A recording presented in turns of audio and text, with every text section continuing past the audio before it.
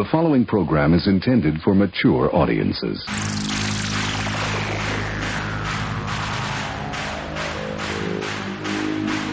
TBS, America's #1 independent television network, presents the following sports exclusive. You're listening to Basically a Sports Show. Follow us on Twitter at Basically Sports. Subscribe to our podcast on iTunes. And check out every episode of the show at basicallysports.tumblr.com. Now here's your hosts, Zach, Greg, Mike. And you're listening to Basically a Sports Show. Glorious Tournament of Victory 2020 edition selection show is next week. Two shows away. Oh, 2 shows. Okay. 2 shows away, right? It's the basketball tournament is March 16th. Yeah, Selection Sunday is the 15th. So it'll be the 16th. We'll be doing the GTOV selection show. Andy will be back for it. Woo! We've got a thread going on the boards. I love how when we're coming up with all these alternatives, like maybe Andy doesn't want to do it, and then Andy's like, no, fuck no, I'm in. It's like, yeah. Oh, and I'm glad. I did figure out a way, though, if he ever decides not to, that we could have a Republic of the People's bracket. They just wouldn't be allowed to vote on it. We would only allow them to vote on our brackets, and then we would vote on theirs, and that would probably keep it reasonably fair. Maybe we could allow one like People's Choice play-in game for each of our brackets. That would work. Yeah, that could be an idea. That's an idea. Now last year we only had 8 entries. Are we doing that again, or are we back to 16 this year? I mean, I could go either way, honestly. It's fine. I think let's stick with 8. I like 8 because that way we get 8 very solid entries as opposed to 16 where 8 are good and the other 8 are just like cannon fodder, as Zach referred to it. Yeah. So I say 8. Hey, there are plenty of things they throw in there just to be funny in the first round. Right. Cannon fodder 1-1. I want to point that out. Well, right. That's the thing. Is like you think it's just a dumb entry, and it's like no, it's so like stupid. I didn't expect Mensch on the bench to be anything, and then it like. Oh come on, dude! Mensch on the bench was a great entry. Great entry. I honestly just picked it because I was like, I was completely out of like ideas for that year, and I was like, well, what else? I got to fill this bracket up somehow, and then I was like, oh yeah, Israel's World Baseball Classic mascot. That was fun and dumb. Like, I don't know. So Mensch on the bench got a spot, and then it ended up winning. So. Look, you never know what's going to happen. Don't let your dreams be dreams. Glorious Tournament of Victory, where legends are made. That's right. I like what formerly Mr. Negative 15 said, one of our longtime listeners in the thread. Somebody asked, can you explain what this is? I feel very in the dark. And he goes, in a word, amazing. Like that's like you don't need to know anything else. It's just amazing. Just show up and listen. But, I love it when people try to like take the piss out of it, and they're like there's this one guy in the unpopular opinion thread who's like, unpopular opinion, I think the Glorious Tournament of Victory is dumb. And it's like, well, yes it is. Yes, it's very dumb. Thank you. So that's the point. Yeah. If you really want to piss us off, tell us it's the greatest thing ever, and we'll just get really awkward about it. Right. I mean, does anybody think that we're going into this going, this is some really serious art we're doing right here? Of course not. It's dumb. It's fun. It's just it's an idiotic thing to do that's fun. And it's more interesting than covering a bunch of basketball games that no one cares about. So. Right. And people get a kick out of us discussing these matchups. I mean, that's just the way it goes. So if you don't like it, well, I'm sorry, but that's fine. You're entitled to your opinion. But to be completely honest, like there have been years where we've kind of been like, should we stop doing it? And then we take it to the listeners, and everyone wants us to keep doing it. So it's obviously something that people like. And we have literally gotten people that have started bringing up ideas for it as early as December of the like after Christmas, we start getting, what about the GTOV? And it's like, okay. Yeah. And the listeners love it. Everybody seems to, we get good turnout for the votes every year. And we get these long, detailed explanations of why people voted the way they did, which are sometimes really funny. And, we do one show where we donate the whole show to it. And after that, it's just we do little updates, and that's the end of it. So if it really bothers you that much, skip the selection show and fast forward through the 5 minutes we talk about it after that. That's all I can tell you. But I think it's a hoot. I love doing it. It's great. Yeah, I mean, I'm looking through the suggestion thread right now, and there's some pretty good stuff in there. I thought there's some. I mean, there's a lot of not, but there's a lot of cannon fodder, but there are a few good ones. Yeah, there's a few good ones. A few that were locks before anyone even needs to mention it. I mean, I think it's safe to say on here, but like if Baby Yoda didn't make this tournament, why would we even bother holding the tournament this year? Right. But I like what Andy said about it. Though. He goes, I hope Baby Yoda's in this tournament so I can get curb stomped by something else. And that happens. That happens where like we pick something, or like, oh, the people love this shit, and then like I am legitimately shocked that Left Shark did not win. But it just sometimes that's how the votes go. Yeah. Who did it lose to? I think it lost to Chimp Mariachi Band, didn't it? Was that the year? That sounds right. Anyway, so we've all got, this is our 8th one. All of us except Mike have 2 titles so far. No, I've got 2 titles. Oh, do you? Who's only got 1? I've got the I've got Match on the Bench, and then Cosmic Turtle won the Quarter Quell. Okay. And Zach's got 2 with the goddamn Batman. Mm-hmm. Andy's only got Andy's only got 1. Yeah, he won with Teddy Roosevelt. Teddy Roosevelt astride a war orc. Right, and I won with the Chimp Mariachi Band and Florida Man from last year. Yes. And I think I have, and I mentioned it on the show last week, but I thought better of it and edited it out because I want to leave it as a surprise. But I you guys know the entry I'm talking about. I think I've got one here that's going to be almost impossible to beat. We'll see. Well, I mean, it plenty really of people, could be. Plenty of us, all of us have gone into this with an entry we think is going to be impossible to beat. And then I'll put it this way. Let me rephrase that. If you had to explain your reasoning for why you were voting against it, it would be impossible to beat. Because but just a vote, it could certainly lose in the first round. I agree with you there, but I do like the latest post in here. I think is probably a lock for contention, at least for Mike's bracket. We'll see how it does in the conference tournament. But Jerry Glanville wearing 2 headsets. I mean, pretty strong. Look, that is the greatest. That and Winston Moss just chillaxing on the Wildcat sideline.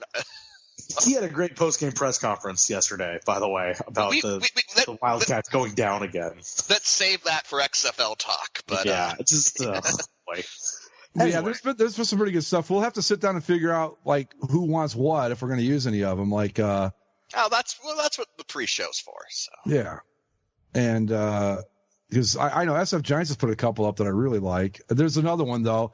The Astros trash can, that was going to be an entry no matter what, I think. Somebody was going to grab that one.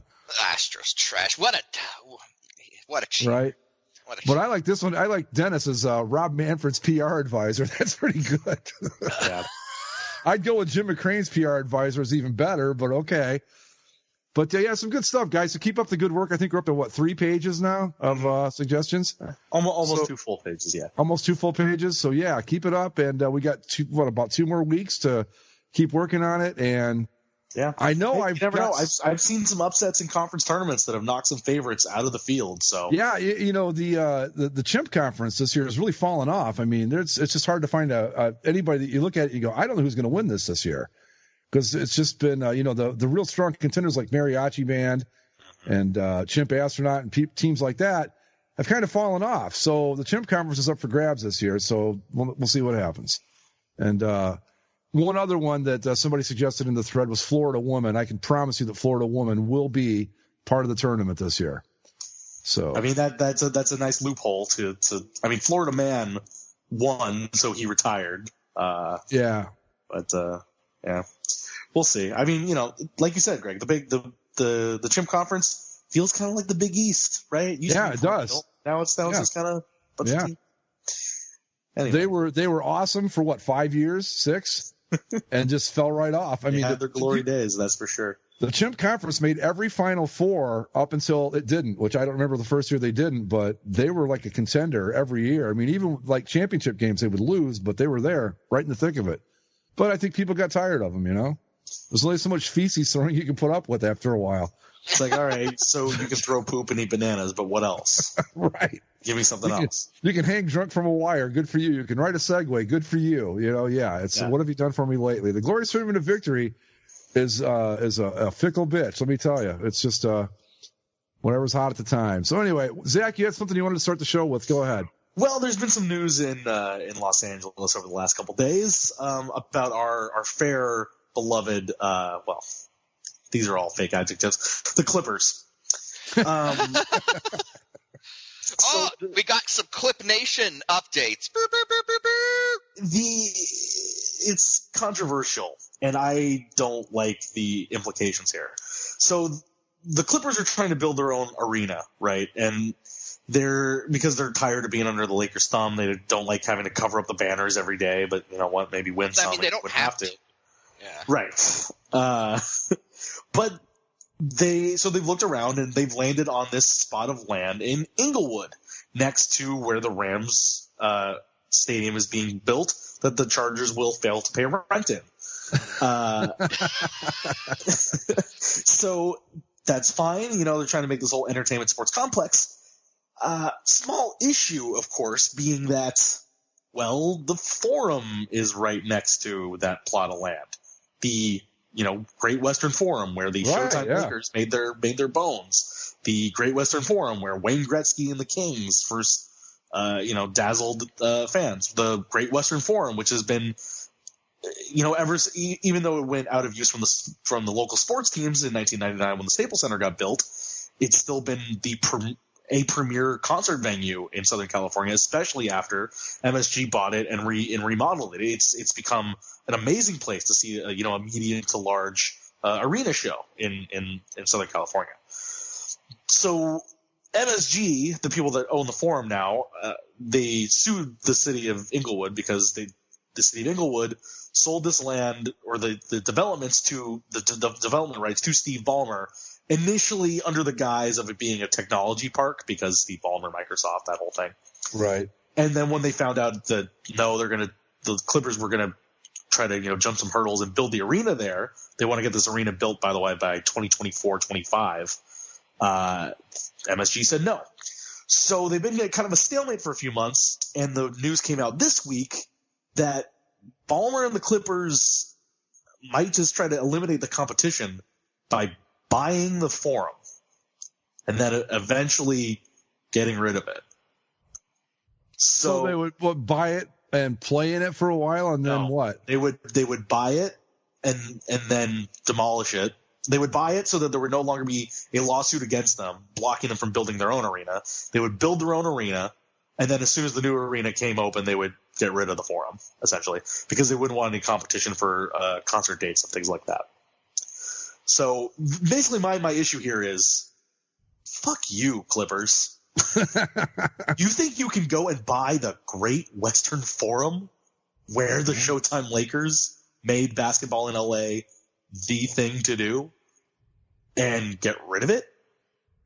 Well, it sounds like they're going to try to do that. Right. Here's what I don't get. Religious to me. Why did it take them, they moved to LA in 83, I think? Mm-hmm.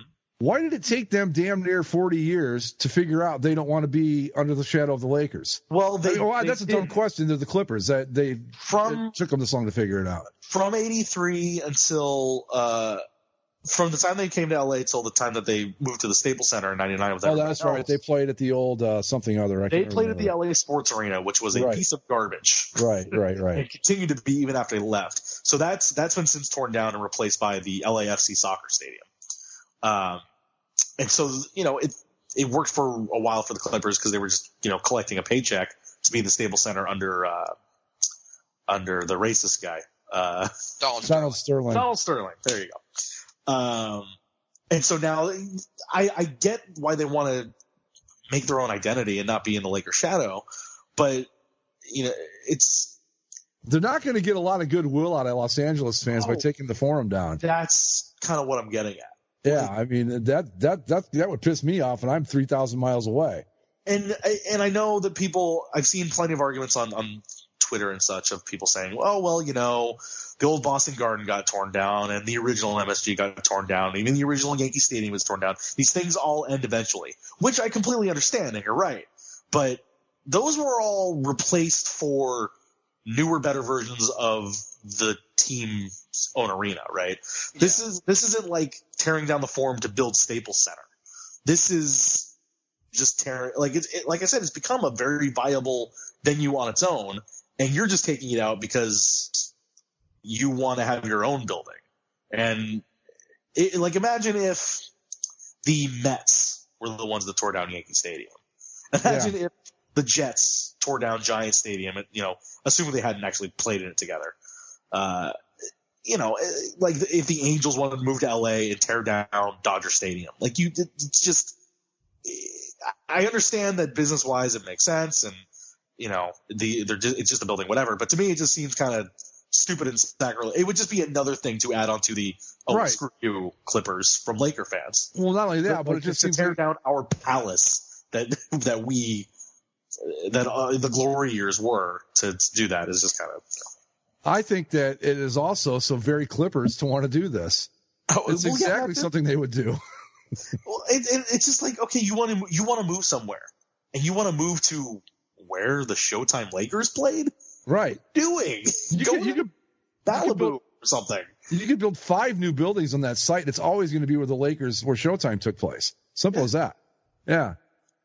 It is like a mile down the street, so it's not going to be on the same plot of land, but still, like it just seems like like I said, a sacrilege move. And maybe this is just me being a sore Laker fan, but no, I think so too. I think your analogy of like the Jets going in and tearing down, or better, the best analogy was the Mets tearing down Yankee Stadium. Right. That doesn't, you just don't do that. I mean, come on. There's got to be somewhere they can build their own arena. I don't know why they don't just move into the Forum and play there. Make it simple. The Forum, size wise, the seating capacity is much less in the Forum now than it was, even when the Lakers played there. They've kind of reconfigured all the seats. It's an amazing place to go watch a concert. Like if you're ever in Southern California, anybody listening, and you want to see a concert, and you got the band you want to see is playing at the Forum, I recommend it. It's really great. But yeah, it's not a place to put a professional team at this point. Okay, I know, like, yeah. I mean, if they've made it like, so it's basically specifically for concerts now. Yeah.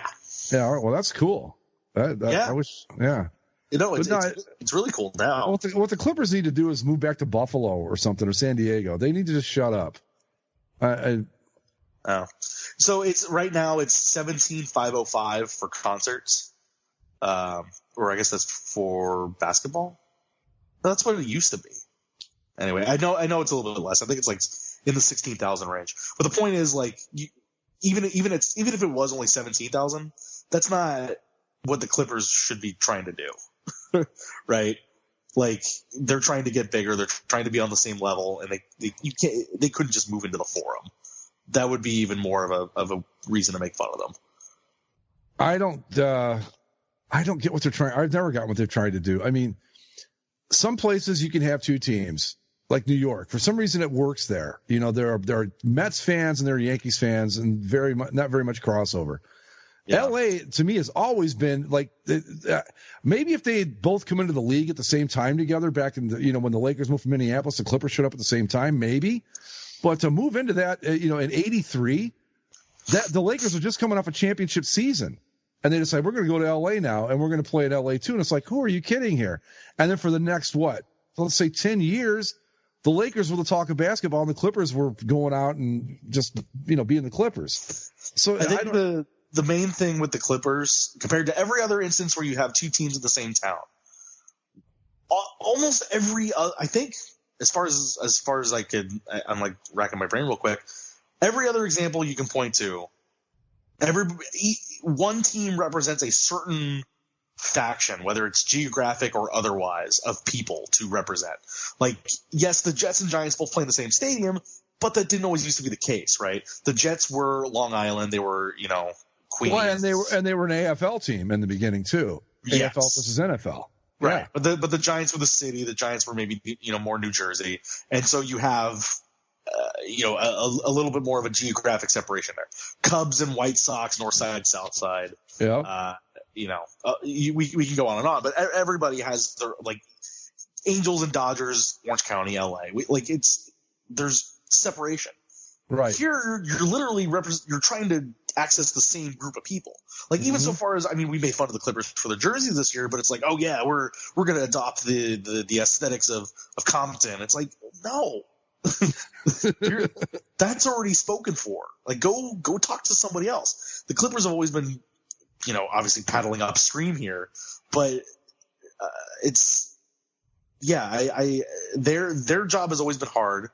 I guess the other example would be the Chargers coming in, and they could very easily have done the thing of, well, we're going to be Orange County's team. Well, the Rams played in Orange County at some point. Okay. Hey, now Costa Mesa, it's Chargers country. They have their practice facility there. They have the headquarters there, but it's like, well, the Rams also have the training camp in Irvine, which is like 10 miles away from Costa Mesa. Not only the Rams that, played Anaheim forever. It's not only that, but the Chargers came from just up the road in San Diego, down the road. right. Same with the Clippers, basically. Same thing the Clippers did. Right. Yeah, so it's amazing to think how many times we can keep comparing the Clippers and Chargers in Los Angeles. But and why it was a bad idea and never should have happened. But I mean, the Chargers should have just looked at the Clippers and said, "This is never going to work." Because look at these poor bastards. Yeah. I mean, they're Clippers good. have been terrible forever, so I think that's the difference too. Is that even when the Clippers maybe had opportunities to make some inroads over the past 30 years, almost 40 years now, Jesus, but they've never done it, and that's not the fans' fault. The few fans that they do have, that's Donald Sterling, really, right, but. The thing with that team too is that what was I going to say? No, I forget now. Anyway, but yeah, they've never made any sort of dent, and now they're trying their best. They're swinging for the fences. They're trying to play for a title. They're trying to build this arena, and it's just like, yeah. But what if it does? Like, what if they don't win the title in either of these next two seasons that they have Kawhi and Paul George? Well, they're not going to. First off, let's be honest about it. Yeah, and then they don't have any draft picks until like when? Right. And so if they take all these big swings and get nothing for it, and then they open up this new arena in 2024 after tearing down the Forum and blowing their chances at titles, what is there going to be? Like, you think that you're still going to sell out this place and, make Clipper Nation have its own, like, true home ground? Like, it's not going to happen. No, I just don't think that Look, the closest that I can conceptualize to this through my own fandom is if Toronto ever got that second hockey team people keep going on about, and then they tore down Maple Leaf Gardens. It's like, fuck you. No. Yeah. Right. So, that's the thing. You're the Clippers. You've never amounted to anything. You're trying. I'll give you props for actually trying this time, but if the Clippers did this, it would be the equivalent of building on an Indian burial ground for them. Pretty much. Yep. Right. Like, why do the Clippers keep losing? Well, now it's the ghosts of the Forum have come back to haunt them.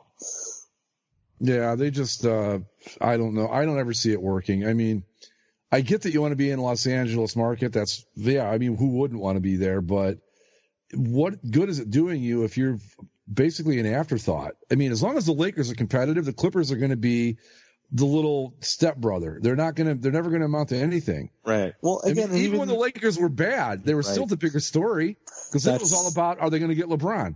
That's the truth. That's the truth. Yes, there are enough people here to have two teams, and yes, in theory, basketball is a big enough sport to have two teams. And it's not like the Clippers don't have people show up to the games and go to watch. Like, there's clearly an appetite for basketball, but when it comes to carving out the Clippers fandom in LA and making that have their own home turf to defend, it's not going to matter because here's what happens. You think you have that. You think you're going to go to a new building, it's all going to be okay, and you're going to be fine. What happens when you play the Lakers? I know. I'm a Ducks fan, right? We have our own space. We fought like hell. We're a successful franchise. Over the years when the Kings were bad, we were good. We won the Stanley Cup first. We've, in the head-to-head season series overall, we've won more games against the Kings than the Kings have against us. But what happens when the Ducks and Kings play each other in Anaheim? There's still at least a third of the building wearing black and silver. Yeah. Because that's just how it is. And that's even in the case where the Ducks have carved out their own fan base, their own space, their own area, and it's still like that. So now you're going to have a case where the Clippers are going to try like hell to carve out all this, and they're going to have one of the most legendary franchises of all time come in And when they play you on the quote-unquote road, it's still going to be half, maybe more than half of the other team's fans in your own city. I hate to keep using the Chargers as a comparison, but we've already seen it happen for 8 games. Yeah. I mean, the Chargers thing is so much different just because there's a lot more torched earth there for various reasons. But yeah, it's not far off. I applaud the Clippers' efforts, but it's just play in Staples Center, man. Like, it sucks, but just or build. Don't tear down the Forum. Don't tear down the Forum. Yeah. I don't know. They missed their opportunity years ago. They should have just moved to Anaheim when they had the chance, but Donald Sterling was never going to do that. Now here they are doing what they're doing. So why wasn't Donald Sterling going to move to Anaheim? More money in the Staples Center just by existing. Gotcha. They got all that luxury suite money that they wouldn't get necessarily at the Pond. Like there's a suite level at the Pond, but not in the same way as Staples Center where they have like this whole wall of suites on one end. And it's a different thing when it comes to just money taken in. Gotcha. I still think that just go to Anaheim, rebrand, don't be the Clippers anymore because you've got that Clippers mojo all over you at this point, so you're never going to amount to anything. I don't know. Like if they come down to Anaheim, like it would be the same thing. Like there would still be Laker fans would still overrun the building, of course, but you'd at least be able to truly lay claim to like, well, this is our spot. Right. Now you're still trying to go head to head in LA and wear the colors of LA and be the heartbeat of LA, and it's like you're not. Well, let's be honest too. If the Giants and the Dodgers had not existed in New York City, the Mets would have never made it because it would have been all Yankees town. That would have been the end of it. You know, there's a reason why the Mets were able to succeed because they basically stepped in and tried to replace the National League for all the Dodgers and Giants fans, and it kind of worked. You know, in the NBA, even the Mets still play to the Long Island Queens crowd than they do. Right, exactly. But that's what I'm saying. Like if you had put the Mets in there, if the the Giants and Dodgers had never existed, there's no way the Mets succeed the way they did. There's just no way. Probably the same deal. Like if you drop the White Sox into Chicago, or whichever one came first, the Cubs or the White Sox. So it's been the White Sox or the Cubs, I guess. But if you drop the White Sox into Chicago in say 1961 during that expansion, they're probably playing in Seattle by now or wherever. Hell, didn't they almost move once before already? They've almost moved a couple times, yeah. Yeah. But that's what I mean, but these are two teams that like basically grew up together and represented different parts of town. But what I'm saying is like the Lakers had taken over Los Angeles by the time the Clippers decided to move there. And they were right at the beginning of the, really, two titles into the Showtime era? Yeah, they won 80, 82, 85, 87, 88. Yeah. So they were 2 titles in already when the Clippers decided to move to town. That's ridiculous. That's like, the Yankees run off 10 straight World Series. You go, we're going to drop an expansion team in here. No one's going to care. And that was their first mistake. They should have stayed in San Diego, but whatever. But that's what they're up against. It's basically like they're trying to move into a town like New York would have been had the Dodgers and Giants not existed, where it was all Yankees all the time. It just would have never flown. And that's the best way I can sum it up. But whatever you do, don't tear down the Forum. That's just ridiculous. We got a lot of new uniforms coming up here in the NFL, guys. And there's been much talk and speculation. The Rams COO continues to troll. He wore a red and blue hat in the LA Rams 80s font to a fan event. And it was just like, you stop that right now. Do you think he's just doing this just so that when they basically go back to the throwbacks and be like, I got ya? Because there's been a lot of stuff coming out where I'm going, oh my God, this is going to be a disaster. That's my optimistic conspiracy theory, that he is like throwing every option on the wall in knowing that they're just going back to the throwbacks with like a proprietary font instead of the block. Oh, like that's what's going to end up happening. They're going to pull a Vikings is what they're going to do, where it's like, hey, it kind of looks like the old uniforms, but it's slightly tweaked so that we completely own the copyright. Like, I'm just saying that someone who supposedly has insider knowledge said that the Rams and the Falcons' new uniforms didn't look good to him. So just putting that out there. Could be. But somebody brought up a good point about that, though. Do we know what kind of taste that person has? Like, he may think that I don't know, who's a horrible uniform? Like, the Titans look great. So it's hard to say. Yeah, it could be one of those things where, like, you see the Rams throwbacks and you're like, oh, those are perfect. And then even though they look kind of like them and there's still slight tweaks, it's like, well, it's not what it could be, but it's fine. Yeah. And that could be, disappointing to them. Like, fine could be disappointing. I just don't get why. I mean, I guess I do because, like the proprietary font thing and all that, which is what's going to kill the Browns uniforms. I think you're going to get something that's going to resemble what they used to wear far more than it does now. Although this is great. There's a guy on their draft board whose last name is Cleveland, and I so want them to draft him and wear these horrible uniforms one more year so they'll have Cleveland on the front of his jersey and the back. That would be classic to me. But I think that's what's going to happen with the Browns. They're going to have like a pretty good-looking set. They're going to have these stupid, like Detroit. Detroit's uniforms look pretty good, except those numbers are horrible. Right. I think that's what we're going to get with teams like the Browns, like the Rams, where it's like it's going to be Detroit, where it's not bad, but you had so much more to do.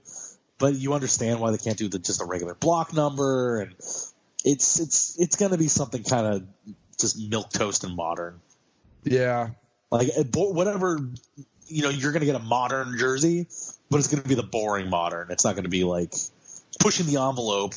And it's not going to be super bad out there. It's just going to be like, yeah, that is a football uniform that a team can wear and not make any real fuss about. The rumored new uniforms for next season, the confirmed ones were Browns, Rams, Bucks, and Falcons.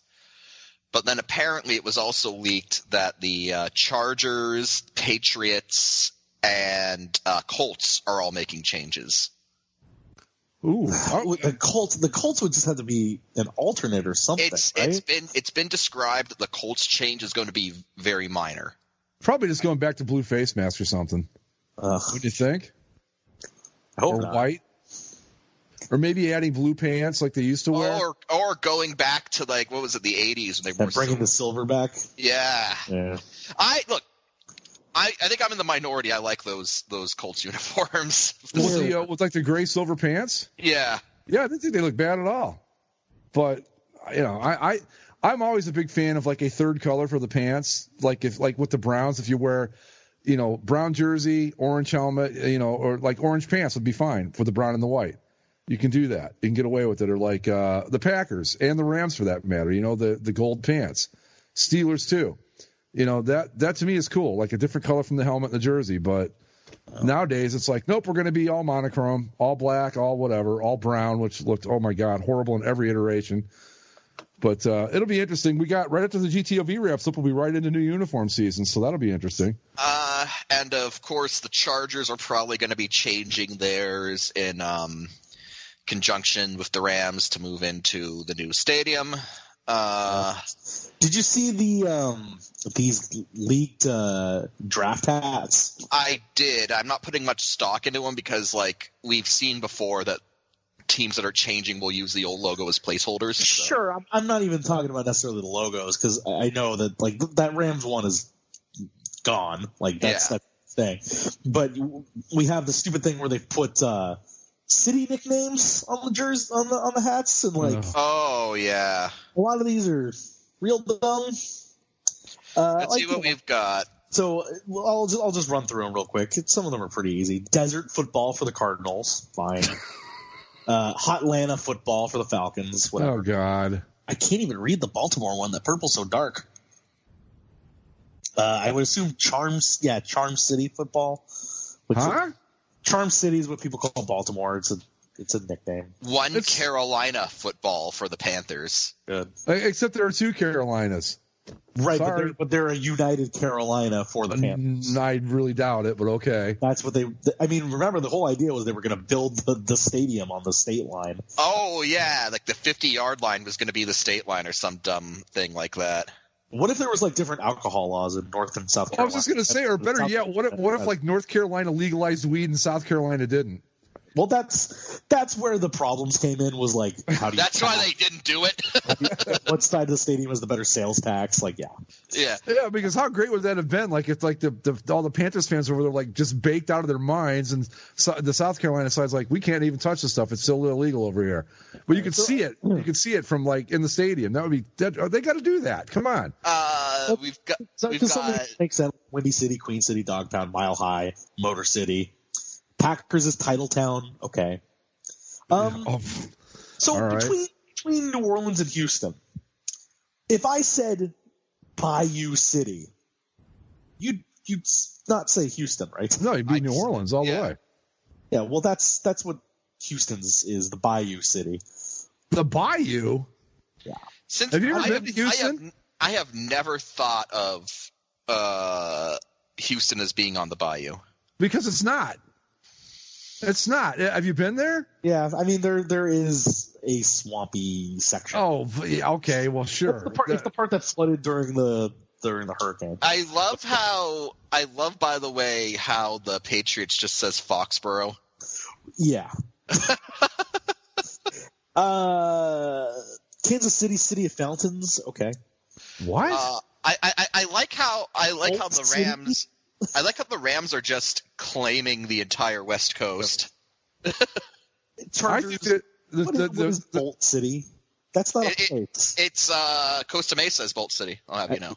I think the Chiefs should have gone with like barbecue football or something like that, right? Yeah. Come on. What was that? City of Fountains? City of Fountains. Oh, for Pete's sake. City of Fountains football.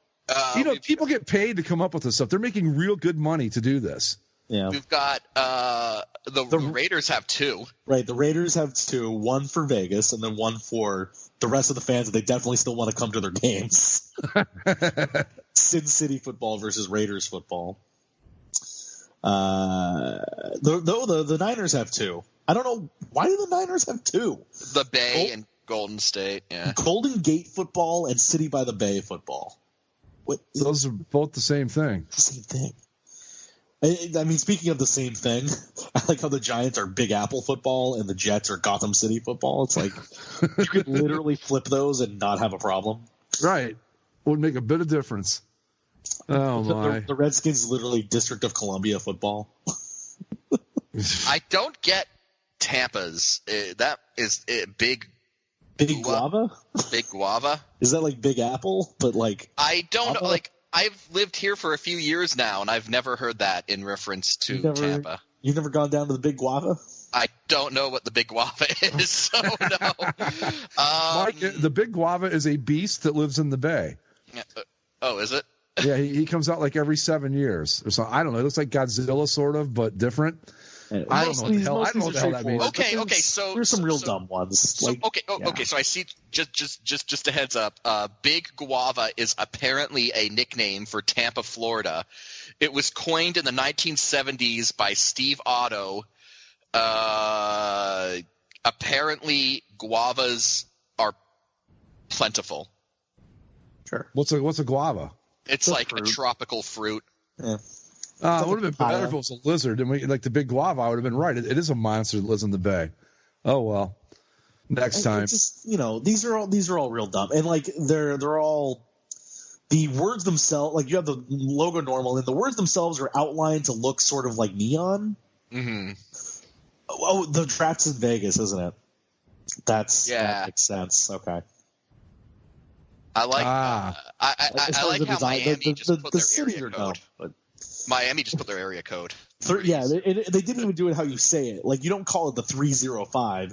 You say, as Pitbull would say, 305. Yeah, it's a 305. Yeah. No, they put 305, all spelled out. Oh. 3 really? 0 hyphen 5. No. It's a 305. Yeah, well, not on this hat. All right. I don't know. That actually is that zip or area code? That's for quite a bit of Florida, actually. Yeah. My brother's in Key West. He's got a 305 number, and I think when I got my Google number when we were in Florida, I think it started with 305 as well. No, it was 386. I take that back. Never mind. But yeah, I don't know. Well, I guess you got to keep doing something new every year because who's going to keep buying a hat with just the same name on it, right? I don't know. Yeah, I mean that's why they do these, but it's just like some like again, it's the thing that some of these make sense because it's what they've been forever: dog pound football, mile high football. Right. But never once have I seen a piece of Chargers merchandise that says Bolt City. San Diego wasn't that. I've Parsons never heard not that. Costa Mesa's not that. I never heard Houston being referred to as the Bayou until today. Yeah. And then then you also have things like the New England Patriots are called the New England Patriots because they try to claim a large swath of land as their home base. So then they just put Foxborough football. Well, that's a very specific nowhere place to like. You got that option. You've got New England football, or you've got Patriots football. Or you could like put cheating football. That would work too. Revolutionary War football. Speaking of the Patriots, did you guys see Paul Lucas had the redesigned the Patriots uniforms and the concepts that they sent in? Everything that he thought was great would have gotten laughed off our boards. I mean, just been like, oh my God, you got to be kidding with this. Yeah, I've found over time, because now I actually followed the UniWatch Facebook pages not too long ago.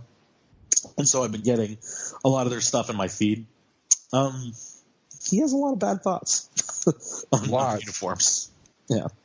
Yeah, and this whole, I mean, he's like teaching people how to take the logos off, the new era logos off their hats. It's like, I don't give a shit. Maybe just because I'm used to it. It doesn't bother me any. He hates that logo creep. No, for whatever, you know. They pay a lot of money to put that logo on there. I say let them have it, but that's just me. His thing is that, well, it's not that way anymore, but it used to be where the Authentics didn't have the New Era logo, and only the replicas did. So then if you wanted to make it look exactly like they were on the field, you take it off. But now they have the New Era logos on the field, so you take it off. I think if there was a thing I would rip the seam off of, it's the stupid swoosh on the jerseys this year. Absolutely. Because, like, yes, they've paid a lot of money and it looks exactly like they do on the field, but it also kind of ruins the entire thing. Whereas on the hat, it's like whatever. Every hat I own has the manufacturer's logo somewhere on it, so it's whatever. I am watching Cubs Angels on TV right now, and that swoosh is just. It's like you can't unsee it. Once it's there, it's like that's all you see, you know, on the jersey. It's like it's so obvious and it's such a bad spot. Could have put it on the sleeve and not hurt a thing. Oh well. Oh, and who was it that hit the home run? Oh, it was a Cub. I don't know, some guy from the Cubs hit a home run. Whatever. It's exhibition baseball. It's all it's on. I believe it's a rerun from this earlier today anyway. Yeah, it is. It is. Actually, today highlights. Actually, I take that back. Highlights in that game. They actually had a great thing where they had Anthony Rizzo mic'd up, and he was talking to the broadcasters like during his at bat because it's spring training and you can mess around with that sort of stuff. So he was sitting there like they asked him like, so what are you doing kind of in between pitches? What are you doing right now? And he said. Oh, I'm doing all this math in my head to try and figure out what pitch is coming next. I just wish somebody would be banging it from the dugout. And it's just like, oh boy, he said that on live TV. I hope everyone heard that. Speaking of that, guess which team has been hit by the most pitches so far in spring training? Oh yeah. It's the Astros. It's all right. I mean, geez, it's like if you're knocking these guys down, and half the guys that are playing weren't even on that team. I know. Like knocking AAA players on their backs for no reason, but it's just like, oh my God, when the regular season starts, this is going to be ugly. That's why I thought people were like, oh, what's going to happen in spring training? I didn't think anything would happen in spring training because it's not real. Right. And so nobody's really caring. Everybody's just kind of doing their own thing, trying to get ready.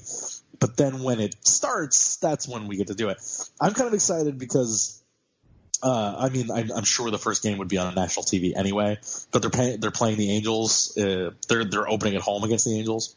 So I'd be invested in that game one way or the other. And then, unfortunately, the tickets are too damn expensive because it's opening day, and the prices drop precipitously, as the weekend goes on. But oh, sure.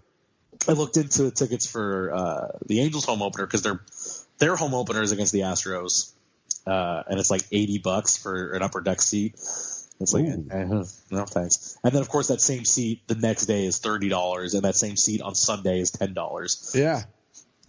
I love the beginning of the season. Everybody's like, opening day, World Series today, and then you don't care about it for another 3 months. Yeah, I've been to one opening day. I went to the Indians opening day, and miraculously, because usually opening day here, it's like in the 50s if we're lucky. Yeah. And for some reason, I don't know what it was that year, but the one year I went to opening day, it was like 75 and sunny, and I was like, this is amazing. But everybody, it's like they packed the place, and it's like, I don't get it. It's the first game of the year. I mean, I guess I kind of get it that it's opening day and all that, but I as a baseball fan, I feel stupid saying this, but what makes it so fucking special? It's just opening day. Summer's but, Yeah, I guess. But it's the first time you get to see all the guys on the field, and you get the pomp and circumstance, and the big flag, and the lineups, and then you don't get that on Saturday, and you definitely don't get it on Sunday. No, but I would really rather be there on the next day when it's like a third full and you got room to stretch out and lines aren't everywhere and all that. I don't know. I mean, it was fun. Don't get me wrong. I like saying that I did it, but I don't know that I'd do another one. Yeah, I mean, that's it. People just want to go there and be like, yeah, I was there. Like, all right. Yeah, it's like New Year's Eve for baseball. It's like it's all the rookies come out and have their first beer, and then then the real pros show up the next day. Yeah. I don't know. Hold on, my cat. There, sit down, buddy. There you go. No. Oh, these Vinny, do you have anything? Do you have anything to say? He's just looking really mad at me right now. I love how cats can give you dirty looks. You never see a dog give you a dirty look. A cat will give you a look and you're like, oh shit, I really messed up. Anyway, so we want to do a little XFL. I know Mike's team finally got in the win column this week, right? Yeah.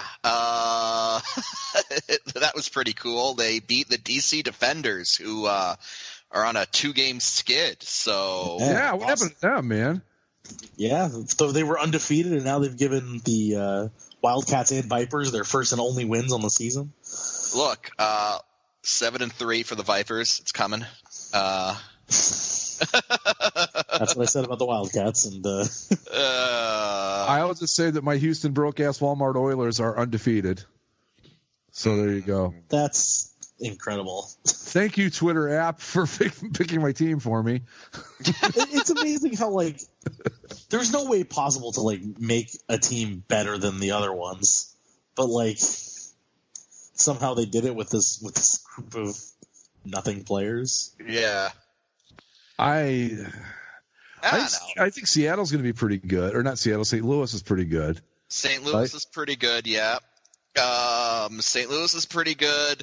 They're like the only good team in the East because like Tampa only has 1 win. DC was really strong, but then they dropped 2 in a row. And the Guardians beat the Wildcats to get back up to 500, but they were looking pretty bad for a while too. So I don't know who's supposed to be good in the East aside from St. Louis. I mean, isn't this kind of how all these? Now that I think about it, this is how all these leagues kind of go, right? Like in the first XFL, wasn't LA like just better than everybody for the whole year? I don't remember, honestly. I don't know. I don't remember much about that original season aside from the championship game. I'm gonna look it up. XFL 1.0. Yeah, I know that the only thing I know, and I don't even remember this, I just remember it from, watching videos on it, that apparently the Orlando Rage were very good through most of the year, but then they, got upset in the playoffs. Yeah, Orlando Rage were 8-2, and then the LA Extreme were 7-3. Then you had 3 teams at 5-5, 2 teams at 4-6, and the Birmingham Thunderbolts at 2-8.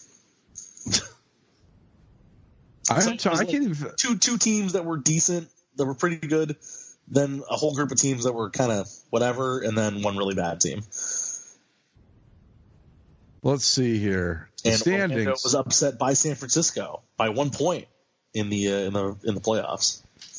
Yes, the St. Louis Battlehawks with their ugly helmets are in first. The DC Defenders still holding on to second, but here come the New York Guardians, who have won 1. Vipers are bringing up the rear. Or they've won 1 in a row, I should say. Their streak is 1 win. Houston's 4-0. Dallas is 2-2. LA 1-3, and Seattle 1-3. What was the attendance like this week? Did anybody pay any attention? It was down in Tampa, but that was to be expected because Tampa went 0-3, and then like their best quarterback just left the team. So attendance was down to around 12,000. Yeah, no, you didn't hear this? Quentin Flowers. Okay, so Quentin Flowers was by far the best quarterback on the Vipers, and the game against the Roughnecks, they were actually winning when Quentin Flowers was in the game, but Tressman, for whatever reason, didn't want to start him. And Flowers, in frustration, just left. He's like, I'm not showing up to any more team meetings or practices. Like, release me. And I don't know if they ever did or not, but and Quentin Flowers is very popular. The fans like him, and he went to USF, so there's that local connection. And so attendance was down to around 12,000 in Tampa this week. I've actually got the numbers here. But then Yukon Cornelius came out and led the team to a win. So who knows? Yukon Cornelius. So here's the last week's attendance. Bumbles bounce. Sorry. Last week's attendance in Week 4 of the XFL. Wildcat LA at New York drew 12,000 people in MetLife Stadium. Oh my! Seattle at St. Louis, 27,000 in the Dome. Yeah. Then Houston at Dallas was 18,000. And then DC at Tampa was 12,249. That's not terrible. None of that. I mean, really. So next week, Zach, in LA at the Rec Center, it's LA Tampa. Uh-oh. Yeah, pride's on the line. Somebody's got to win. I mean, hey, as Coach said this week, we're at a crossroads, and the Wildcat way will show itself strong moving forward. So look out for the Wildcat way. Look. Well, you know, and then somebody said, Coach Moss, what's the Wildcat way? And he said, whatever the fuck I say it is. Yep, pretty much. Look. All right. I'm all in on my Vipers. Ask Pepper Johnson. I'm all in on my Vipers, but Winston Moss is by far Coach of the Year. Oh, yeah. He should give that man – just give him the man the award right now. So here's every team in the league has played 2 home games now. Yeah. 4 weeks. So here's the overall attendance leaders in the XFL. It's got to be St. Louis, right? St. Louis is number 1. Yeah. Seattle, too. St. Louis has had 57,000 people over 2 games. Seattle's had 51,000 over 2 games. And then it's a big drop from Seattle and St. Louis down to Dallas at 35,000 over 2 games. Houston, 34,000 over 2 games. DC, 32,000 over 2 games. Then Tampa is there at 30,000 over 2 games. New York, 29,000 over 2 games. And LA, bringing up the rear, 27,000 over 2 games. Seems like people still don't want to go to Carson, even for not the Chargers. How can you – come on, LA. You've got Winston Moss, the greatest leader of men this league has seen. And it's illustrious. Because they're terrible. Because they're bad. I don't want to go watch that garbage. You've got to believe in the Wildcat way, Zach. I can't. I just can't.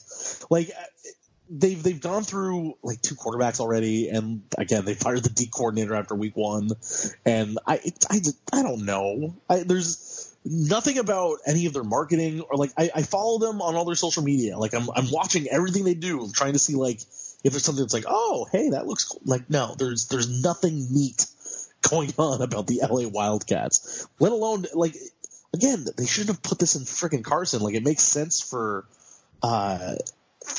attendance, but like, I don't know. Maybe the Galaxy are more open to having another team share the stadium, but they should have just talked to LAFC and played it closer to downtown. Maybe they would have gotten some people to go to the Bank of California Stadium over there. But I like the idea. I like the idea that the LA Wildcats are the Cleveland Browns of the XFL. Yes. How's that?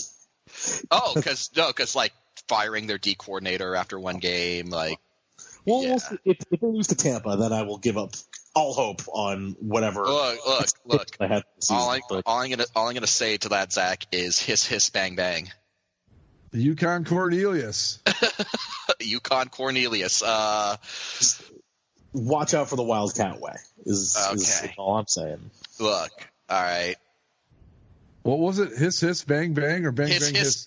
Hiss bang bang. Is that a legitimate thing that's going on over there? Well, okay, so the team is the actual team is trying to get like ready to strike going as like the fan thing, but nobody really likes that. And the thing that seems to have become really popular is hiss bang bang. What I'm seeing on their Twitter is hashtag Fang Gang. Oh my God, that's not good at all. Mm-hmm. I'm just going to be curious to see because if it holds steady, they'll be okay. Oh, but I think people are getting footballed out at this point. I mean, I tried to watch them. Like, I just don't want to watch any more football. This would be like what? However many straight weeks since way back at the beginning of September? No, I've had enough. Yeah. You know? Let's see. There's also they have a video here of Brian, quote, Vipers first fan Grant giving Coach Mark Trestman a special game ball signed by all the season ticket holders. Yeah, apparently that was the guy that was like the first ever season ticket purchaser. Sure. There are only enough season ticket holders to fill a football. I mean, like if you try to do that with like the Packers, you'd have to get like 35 footballs, probably more. Also, why are you giving Mark Trestman anything? He should be gone. Right. Get him out. Oh, there was a guy wearing a snake onesie at the game. Oh yeah, no, there were multiple people. I didn't go to this last one, but I was at the one against the Roughnecks 2 weeks ago, or like I guess a week ago. But like the snake onesie fans, like there were multiple snake onesie people. He was holding a sign that said "Not showering till the Vipers win," and well, they won. So well, thank God for that. No, so this is something I've seen too as I'm scrolling through the videos. They've made all the teams have made it a thing that I guess they're allowed to drink in the locker room after games, and they always show some player just like dousing himself in beer after a win, like a regular season win. Now, see, the really dedicated snake onesie people are the ones who wear the snake onesie, but then they've also got snake hand puppets on each hand, so it's like 3 snake heads. Boy, that's how you do it. But yeah, no. The XFL next week is the midway point of the XFL. Already? Yeah. it's Well, only I guess 8 games, so. Yeah, 10 games. Wow, where are we? 5 weeks into this thing? Yeah. Yeah. Damn, no wonder I'm 4 footballed weeks. out. Geez. Mm-hmm. Well, it's the viewership numbers on TV have gone down every week, so that's not great. Have the ratings for the 4th week come out yet? I don't know, but I know they went down over the first 3 weeks. It just depends. I mean, you knew it was going to level off, but now the trick is to not let them bottom out. You know, like if they can hold, I think if they can hold about where they're at, they'll be okay. Plus, they've got money, and it's going to be all right. But really, the success for the XFL is getting to year 2. yeah, basically, a lot of people are saying that. Yeah. So if they can at least play, if we're still talking about the XFL this time next year, then that's a win in itself for them. But it's just the competition is going to get really tough for them. Well, what is it? 5 more weeks of the regular season? Mm-hmm. So they'll barely be getting into baseball season and the hockey playoffs. So, you know, the only real big competition they've got coming up is the tournament, the Glorious Tournament of Victory, of course. The NCAA that's playing on the weekends too. But they got the basketball tournament coming up, and you know, baseball. I don't think will be much of a. Well, it's going to kill it in the ratings. Let's be honest about it, but it's not going to draw that much attention away from it early on. So we'll see. But it's I'm just footballed out. I'm just like I tried watching the Roughnecks one. I'm like, oh, this is cool, and I'm like, I can't do this. I just don't care about football anymore. So Yeah. I'll keep following, but I can't watch closely. Definitely also don't care about these teams, like, Yeah. no offense to them, but it's hard to do. It's their first year, but like, I'm not like, oh man, really gonna catch that Wildcats game. I haven't actually watched the full game. Like, Well, that's what I mean. I'm like, oh, the Roughnecks are on it. I'm like, I don't give a shit about this team. Who am I trying to kid? Yeah. I don't. I actually like the. I'm like going with helmets. And I think I like the Guardians helmets the best. I think. But yeah, it's I don't know. We'll see. Like you said, year 2 is where they need to get to. But I think it's doing pretty well, all things considered. I mean, the quality of play isn't really awful. It's not great, but it's not terrible. But they've I tell you one thing, and we can move on, but they've got to fix the extra point. I've seen maybe 2 successful. Well, the way, and they addressed it in the broadcasting last week, or this past weekend, where they're like, basically the way that it's set up is that you go for 1 from the 2, 2 from the 5, and 3 from the 10, right? Right. Yeah. And they're like, well, the way that it's panned out, there's no reason you would ever go for 1, because your chances of getting it from the 2 are more or less the same as getting in from the 5. Yeah. So why would you ever go for 1? Everyone's just going for 2. And so, I mean, honestly, they should probably just cancel the 1-point conversion and just have 2 and 3. Well, and if you think about it, like if you're going to pass, you're probably better off going for the 3-pointer because it spreads the field out more. Mm-hmm. Yeah. I think that there should be an option to kick if you want to kick, because I think that would help a lot. So if you kick, you get a 1 point, and then yeah, but don't make it easy. Make it like the NFL where you can kick, but you're going to do it from all the way back here. Mm-hmm. If you don't want to try to get the 1 point from the 2 or whatever. But I just I didn't watch much this week, but the previous weeks it's like nobody's making extra points ever. I mean, it was rare to see one actually succeed from any distance. And I just think that you got to allow for the kick in there somewhere, because it's like if you're down 7 and you score a touchdown, that doesn't really mean anything because you're still probably more likely than not going to be a point down. Yeah. And it's like, just, why do they even allow kicks in this version of football? If you're not going to kick the extra point and you're only occasionally going to kick field goals, and the kicker doesn't really even play into the kickoffs all that much, like, what are you doing? Although one team did manage to run one back for a touchdown. I forget who it was. Huh? I don't know if you saw the highlight, but yeah, they set up this like reverse, and the dude got loose and took it all the way back for a TD on a kickoff in the XFL. Can't remember the team, but it happened. Might have been St. Louis, I think. But yeah, they actually did run one back. But they had to do this is incredible to me, by the way. Well, I guess this was started back in 2017, so that's the difference. But the XFL 2020 season thread on the boards has 105 pages. The NBA thread has 32. So the XFL thread, it was one of those things where it started when they announced it was coming in 3 years. Yeah. And then like I was actually going to lock the thread and start a new one, but then I could just imagine people complaining, so I just left it open. Speaking of, I'm surprised the NHL thread is only at 12 pages. That's something. That thing will heat up when the playoffs start. Yeah, we'll make a new one, but. Speaking of the NHL, since we talked last week, the Maple Leafs have lost to the concession stand owner, and the Maple Leafs have gone on a 3-game win streak, including against the Lightning. So, well, yeah, that's what happens. You get your ass handed to you by a 42-year-old Zamboni driver. You're like, fuck, we got to get it together. Again, it's not just the 42-year-old Zamboni driver. 42-year-old Zamboni driver for your AHL team. As in, you pay his paycheck to Zamboni your AHL team's ice. And you lost to him. Mm-hmm. Well, hey, look, it was an inspiration to the team, Mike. It lit the fire under them, so that's what you want to do, right? They've padded their lead in the playoff push, so Mm-hmm.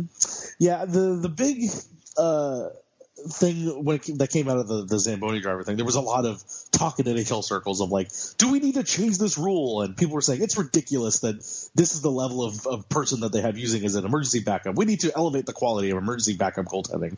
The city of like a team like Toronto, for God's sakes, there are how many former minor league goaltenders that live in that town? How can they not do that?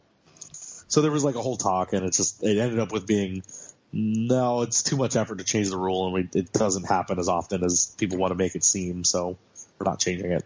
Well, I mean, that's good, because, people seem to like it. It seemed to get the league a lot of positive publicity, so... Yeah, but then people were going into the thing of like, well, it's getting the positive publicity because the last two times it's happened, the team just happened to win, which shouldn't happen. Like, in reality, the Maple Leafs should have blitzed this guy, but, but didn't.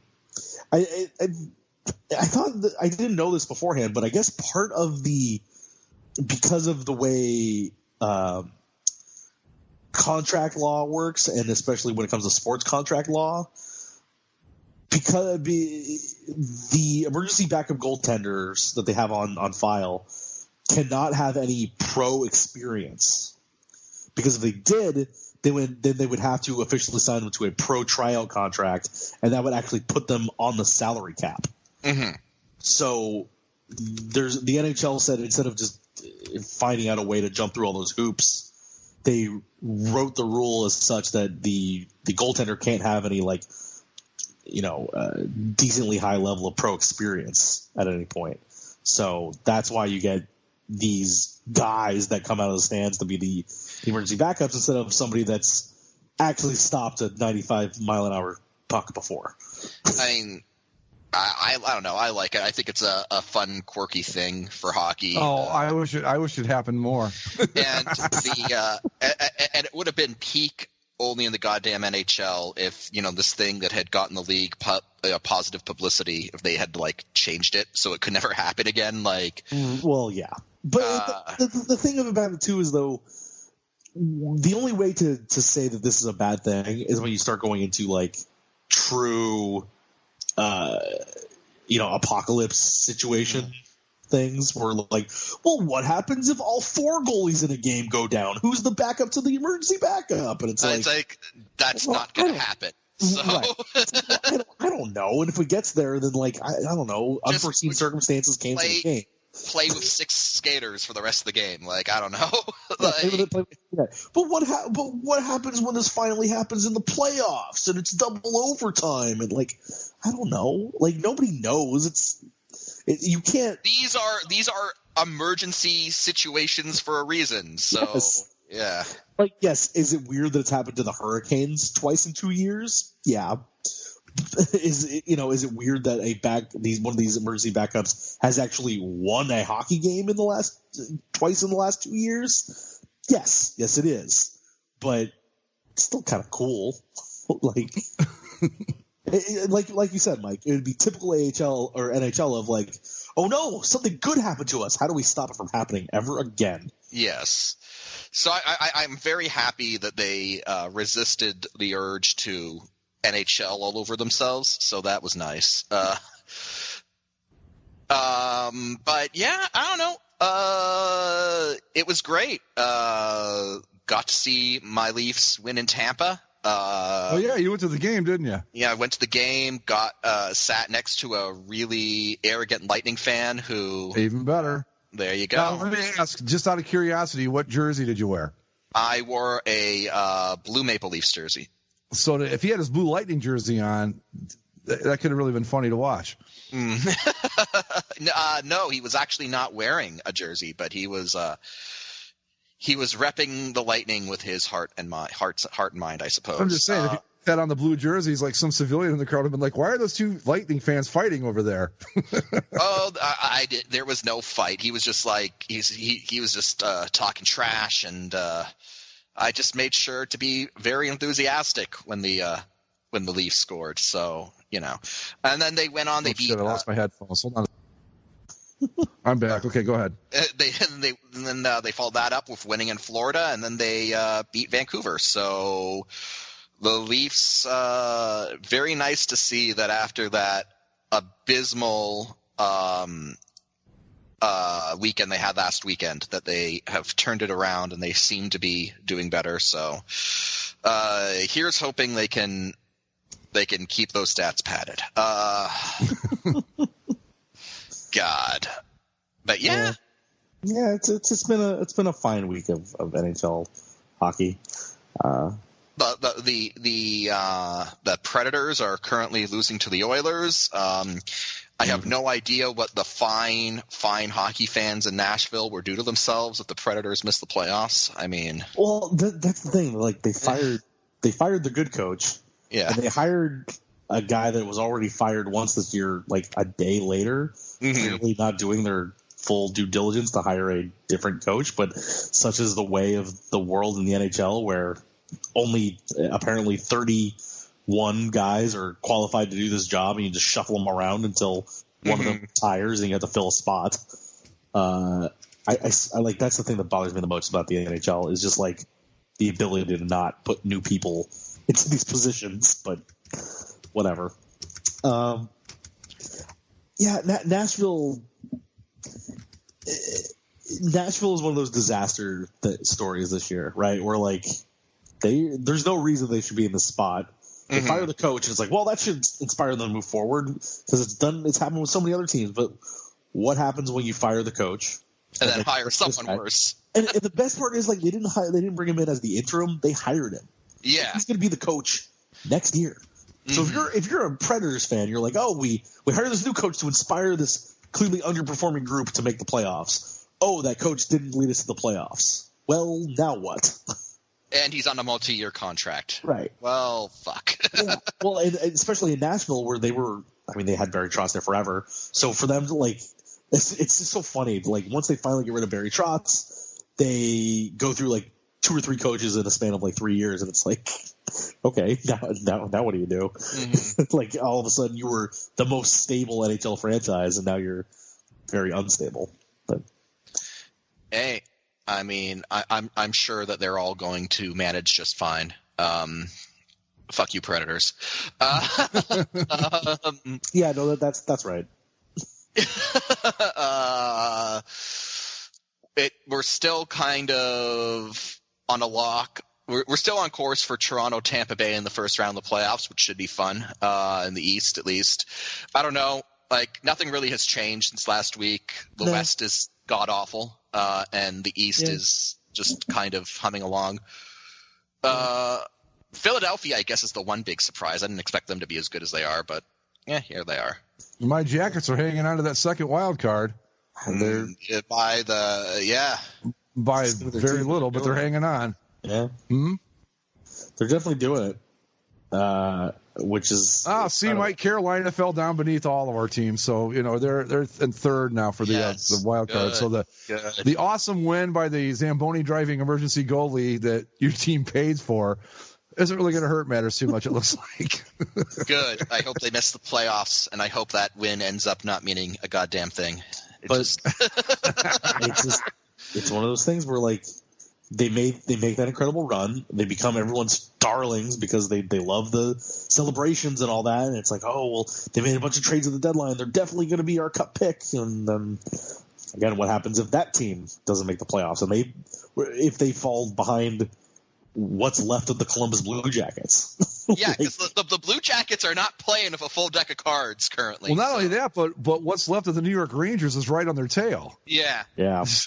That's incredible that the Rangers are already like competing for a playoff spot where it's like they were supposed to be bad for another 2 years.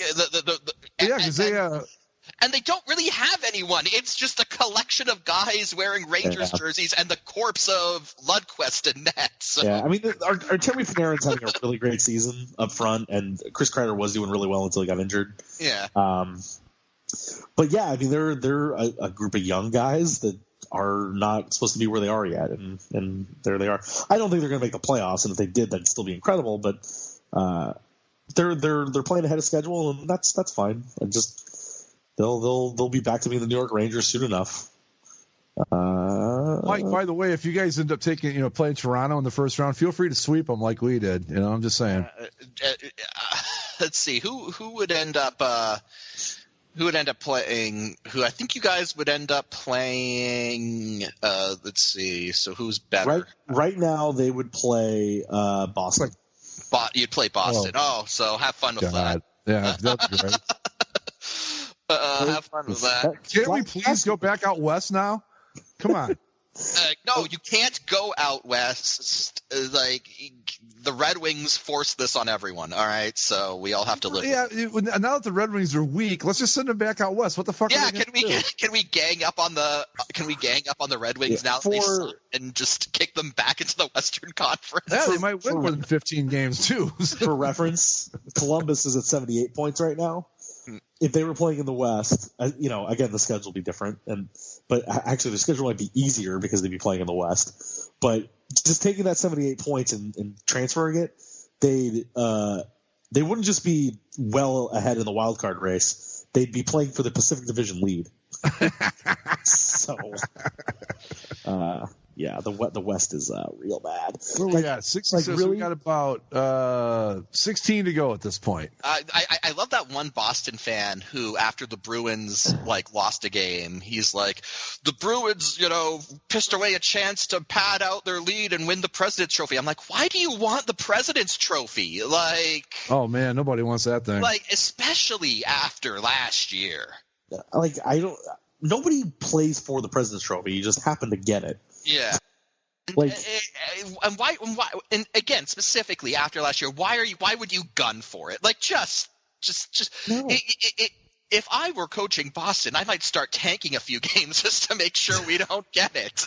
Right. And if you do get that thing, man, kick it down the ice. Don't even touch it. Just throw it on the ground. When they come out to present it, just be kick it down and leave. What I find kind of interesting, now that I'm looking at the standings, is last year when St. Louis and Boston made the Cup final, they weren't the best teams in their conferences. They had plenty of competition.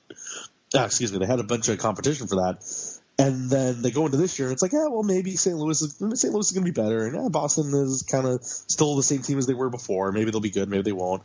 And now they're the teams that made the Cup final are the 1-2 records in the league right now, which is kind of like, oh, well, that's not how I thought this was going to play out, but I guess it makes sense.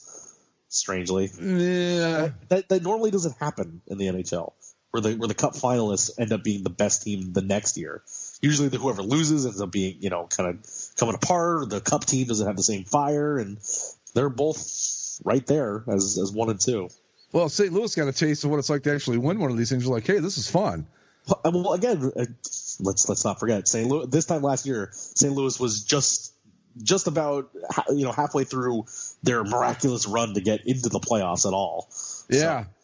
So, it's kind of crazy to see what they've done in the last calendar year. It should be interesting out west, if nothing else. I mean, it may not be high quality hockey, but it should be interesting. It's a real travesty that Nashville, Winnipeg, or Arizona or Minnesota is going to be the 8th seed in the West, because none of those teams are good.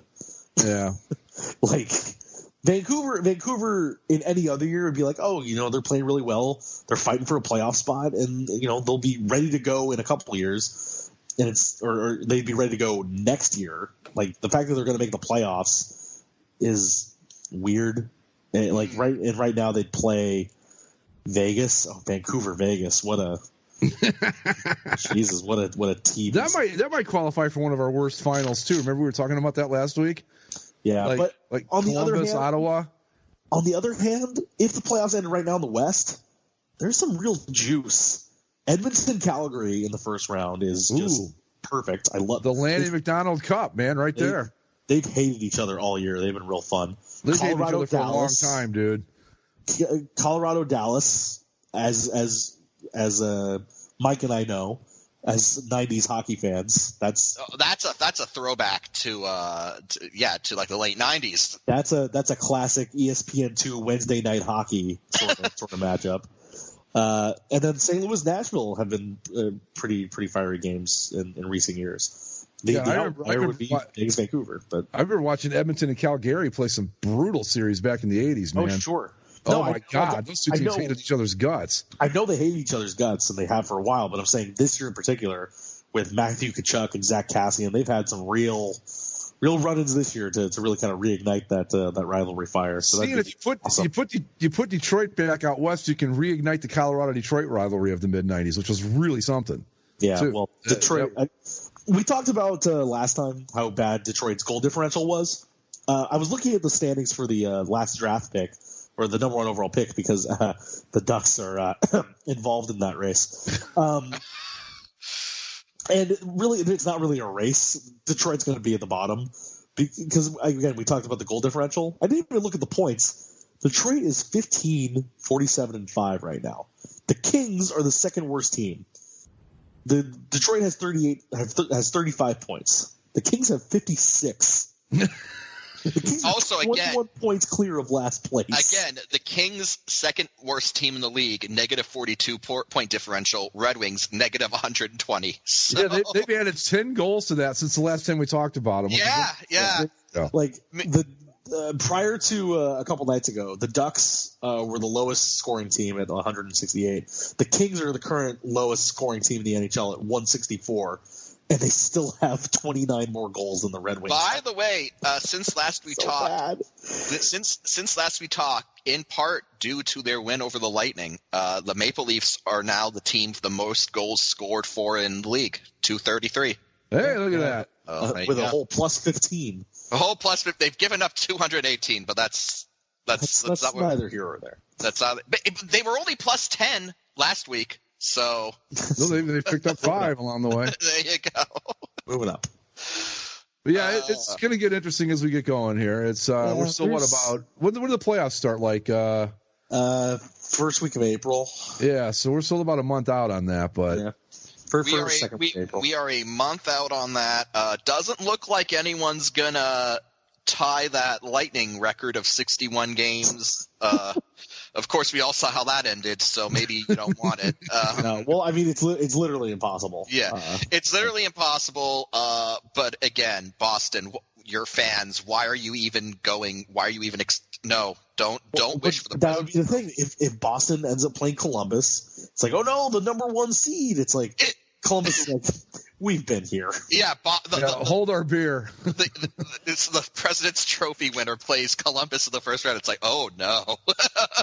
I would love to knock out Boston. That would be great. I don't know, man. I mean, that Tampa Bay series last year was just incredible. That was just amazing. I don't think they've got the horses to do it again.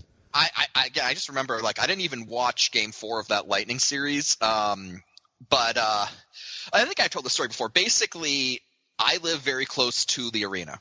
And when the Lightning have their games, especially playoff games, you can hear all of the celebrations, all the celebration stuff that they do outside of the arena, right? So they have the viewing parties and all that stuff.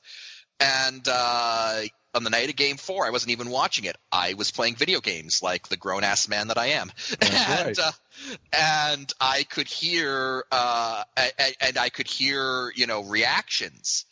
And I was like, hey, I haven't heard a reaction for like a Lightning goal in a while. And then I checked my phone, and it was like, oh no, it happened. But then me, who I had not watched the game, when I picked up my phone to check the score and saw that there was like a minute left in the game, I turned it on specifically to watch the post-game show because I needed to see how the local Lightning affiliates were going to handle, the greatest failure in the history of organized sports. And again, I just love how they still had to continuously plug Caraba's Italian Grill throughout the entire thing because they were sponsoring it. So and again, like, if I were Caraba's, I would have called them after like the first thing, be like, just stop, like, just take our name off of this. We don't.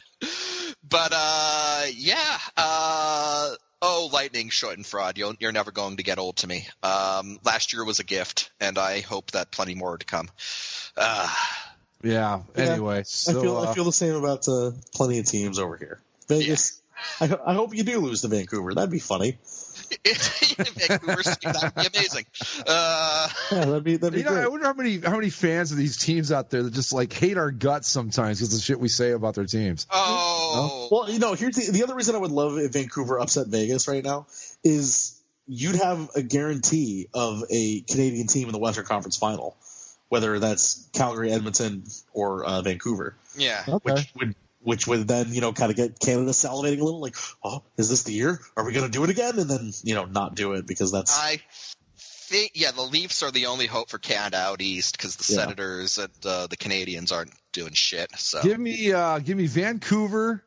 No, let me see. Give me Calgary, and let's make it Edmonton, Toronto in the finals. That'd be great. Edmonton, Toronto. Oh my God, that would be big money in Canada. That would make the CBC so happy.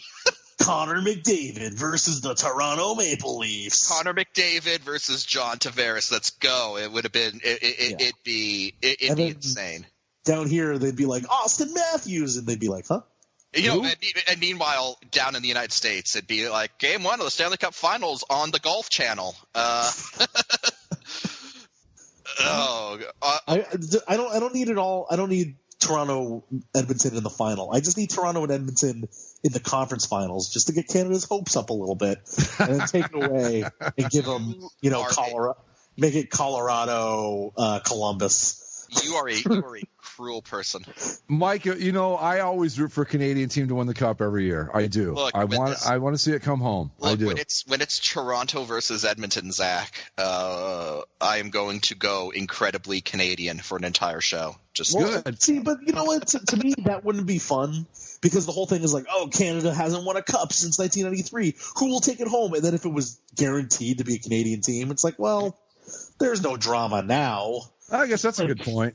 You're going to do it one way or the other, so who cares? All right, let's make it Toronto and Vegas. There we go. Oh, fuck. No, I don't want another long Vegas playoff run. Toronto and Colorado, whatever. The Nazem Kadri Cup. Let's go. The Nazem Cat, Jesus Christ. Toronto versus, I don't know, Dallas? That could be fun. I don't know. Yeah, that would be a lot of travel. That's a long way to go. That would be a good looking series. Yeah, it would.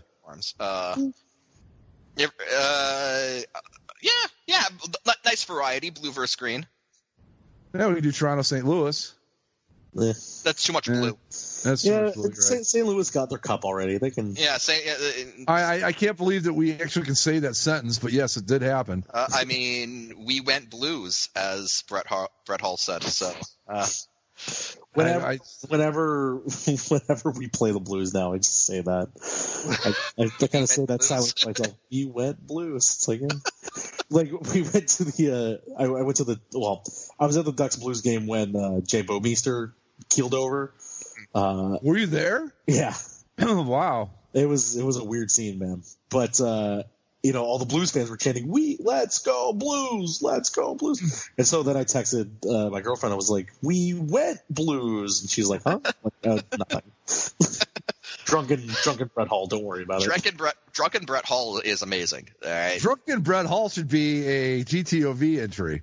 Or has he already? I think he's already been, hasn't he? No, he hasn't. No. We haven't had a GTOV since he did that. No, but he's another drunk shit. That's not the first time. No. That's what I mean. We have never had a drunk Brett Hull entry. I'm pretty sure. I know, but that's what we I mean. We had NHL '94 Jeremy Roenick. Right. Did we have?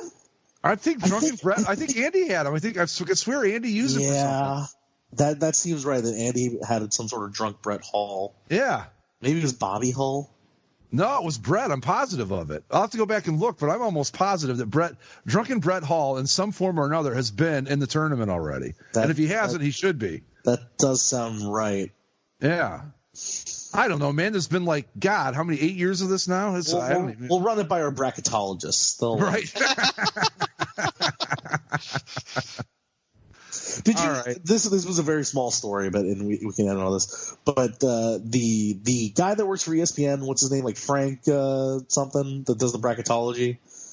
I don't know his name, but I know who you're talking about. Yeah.